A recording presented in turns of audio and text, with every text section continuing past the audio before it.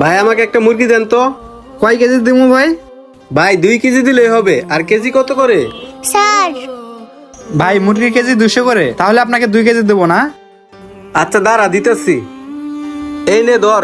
আরে ভাই কি করতেছেন? ওদেরকে টাকা দিয়েন না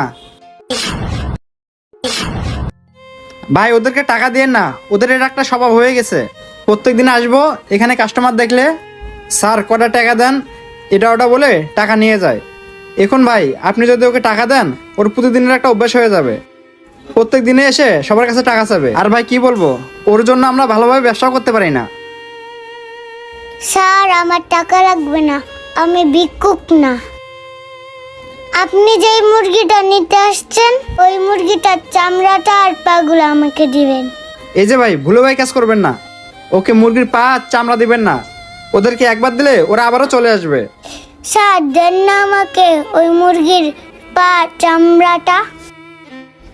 স্যার আমরা অনেক দিন ধরে মুরগির মাংস দিয়ে ভাত খাই না। আপনি যদি এখন আপনার মুরগির চামড়াটা দিতে তাহলে আমরা রান্না করে খেতে পারতাম। দেন না স্যার চামড়াটা। ওই টুকাই, যা এখান থেকে। উনি বলতেছে না দিবে না, যা এখান থেকে যা। তোর জন্য বেচা কিনা করতে পারতাছি না। কোত্থেকে যে এগুলো আসে সকালবেলা দোকান খুলতে না না খুলতে। আমার তো বেচা কিনাই লস করে, আবার কাস্টমারেরও মনোমানসিকতা নষ্ট করে দেয়। ওই টুকাই, এখনো দাঁড়িয়ে আছিস কেন? যা এখান থেকে। বুঝলাম না পিচ্চির সাথে দোকানদার ভাই এরকম খারাপ ব্যবহারটা কেন করলো। আচ্ছা ভাই আমাকে ওইখান থেকে 2 কেজি মুরগি দেন। আচ্ছা ভাই একটু ওয়েট করেন, আমি আপনাকে দিতাছি। যাক, এইখান থেকে বড় দেখে একটা ভাইকে মুরগি উড়াইয়া দেই। ভাই বড়টাই উঠেছি, হয়তো বা 2 কেজির থেকে একটু বড় হতে পারে। ভাই 500 টাকা আইছে।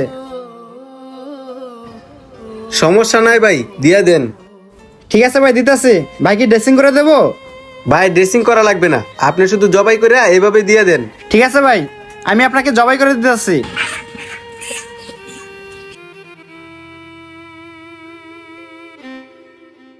এই যে ভাই আপনার মুরগি। ভাই এই ধরেন টাকাটা। ঠিক আছে ভাই, আবার আসবেন। যাই দেখি তো পিচ্চিটা কোন দিকে গেছে। ওই তো ওই দিকে যাইতেছে মনে হয়।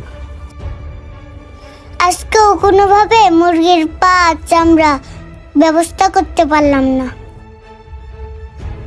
ওই তো পিচ্চি মায়াটা ওই দিকেই তো যাইতেছে, যাই। বুঝলাম না মেয়েটা মুরগির পা আর চামড়া কি